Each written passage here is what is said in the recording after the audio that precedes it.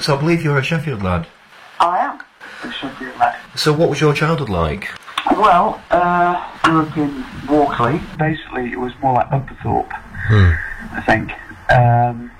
Just off Western Street, down from where the Arts Tower is. And yeah, grew up in it until I was about 8. Grew up in a really old-fashioned council house, 2 up, 2 down, outside toilet. With them, there's me, my mum, and the other siblings living there until I was a bit older, and then so it was proper poor. Dad worked in a steelworks, and my mum was a full-time mother, and then we moved to another council house, which we thought was super luxurious, in Burngreave, believe it or not.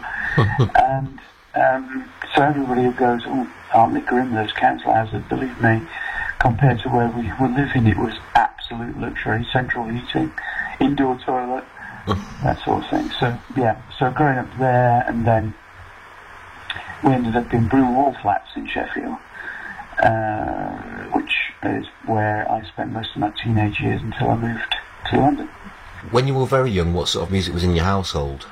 Oh, right. Well, my sisters had very much in the house, to be honest, but we did have a record player, because my eldest sister is 20 years older than me, and my younger sister is 10 years older than me. So they had quite... their big thing was, pop music and singles and kind of Motown and soundtracks and just 60s pop, really. And so I grew up with all that, and that was our main form of entertainment when I was growing up. Because obviously, there were only 2 TV channels back in the day, and they didn't used to start till 6 in the evening. So it's literally the cliche of you had to make your own entertainment. And was there any musical side to the family at all? Did you make your own music? No. There were rumours that my mum used to play piano before I was born, but we didn't have a piano in the house. My dad exhibited no musical talent, really, but we were very everybody loved music in our family, so it was always, my most treasured kind of playthings when I was growing up were records, and the dance set, and stacking them up on the auto changer and all that stuff. So, that was a major influence on me, really. And what sort of music were you starting to get interested in? What sort of caught your attention? Well, I mean, when I was listening to my sisters' record collections, they really were mainly straightforward pop and soul and stuff like that. But as soon as I started listening to my own music, I used to basically, I suppose it was based around my listening to transistor radio at night under the sheets when you're meant to be asleep. I'm listening to Radio Luxembourg. This is before Radio 1 even. Radio Luxembourg was a major part of my kind of musical development, so listening to things like the Beach Boys and again, lots of Motown, lots of kind of interesting stuff that never got played on British radio, because it was only the home service and the light service, as they called it back in the day. I feel like it's making me feel quite Jurassic, actually. but that was basically it. And then as soon as I started, obviously going to secondary school, went to King Ted's in Sheffield, started mixing with people and started developing my own musical taste. It was very interesting. I mean, I think the first record I ever purchased was Deep Purple in rock. But the main kind of blossoming of my love of music, I suppose, was the kind of prog rock thing. Yeah. And big fan of King Crimson and Slick Palmer and Vandergraaf Generator and those kind of things. And then I suppose I also loved pop music. Always loved pop music, but I always had incredibly eclectic taste. Now, I think that's a major influence on the kind of stuff that I historically have created and been interested in. I was always interested in anything that had any kind of electronic basis to it. You know, so well, not basis, even any. I mean, things like Good Vibrations with the theremin and all that stuff, and the Doctor Who theme, and you know, anything. I was just naturally attracted to anything that had a kind of futuristic element to it, and so you know, things like King Crimson, you know, the Mellotron sounded very much like a science fiction soundtrack to me. Yeah. And of course, it's all wrapped up with TV and film, and you know, things like 2001 and also the space race on the television. You know, it was all, you know, it was all part of the same thing. So for us at that, it was a particular moment in time when me and my peers were all growing up through this, I suppose, quite in the gutter looking at the stars thing, you know, hoping that this unimaginable year of 2000 would be this fantastic thing where everybody's flying around in Jetsons, you know, flying saucers and jetpacks, and anything was possible. It led to an appreciation of futuristic sounding music, really, and obviously Kraftwerk and Krautrock, and all mixed up with, you know, glam was a big thing in our life, you know, when we were 16, 17, you know, dressing up and Roxy music and Bowie, of course. And well, the first instrument that you bought was the Korg, wasn't it? I've still got it. Yeah. Oh, you still got it, yeah? Yeah. And I've still got the Roland System 100 as well. Still use them when we write. This is a Korg 700, which is a monophonic, pretty straightforward, teak-ended keyboard with a lot of switches on the front and faders. What made you choose the synth instead of like a guitar? I actually bought a guitar with one of my first wage packets. I bought a Gibson SG copy for 30 quid, second hand, and I tried learning the guitar and it hurt my fingers, so I didn't fancy that. And also, I was never very keen on the idea of learning traditional, you know, kind of written music and kind of doing scales and all that bollocks. I'm not really interested. I've never had any musical training, any keyboard training. I never had any lessons or anything. I was never interested in it. I was only really more interested in the sound of things. Yeah. And that was another great inspiration from Cabaret Voltaire, to be honest, because they weren't really traditional musicians in the sense that people would, you know, go, oh look, I can play these scales and I can, you know, it was an entirely different appreciation of sound in music, and that influenced me. So therefore, that it's a very long-winded answer to your question, but as soon as the kind of entry-level affordable synths came out, which was fortuitously around about that time, I jumped on it because that was all about just making sound. You didn't need any traditional musical expertise at all, none.